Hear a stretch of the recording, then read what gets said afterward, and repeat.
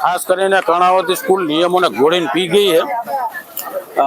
મનગઢ fee ઉઘરાવી, FRC મુજબ fee ઉઘરાવતા નથી, એની પાસે રમતગમતનું મેદાન નથી, હાયર એનઓસી પણ એનું ચેક કરવામાં આવશે અને આ રીતના સમગ્ર રાજકોટમાં તમામ સેલ્ફ ફાઇનાન્સ શાળાઓ જે મનગઢ રીતના ફી વસૂલી રહી છે એની ઉપર આક્રમકથી આક્રમક વિરોધ કરવામાં આવશે।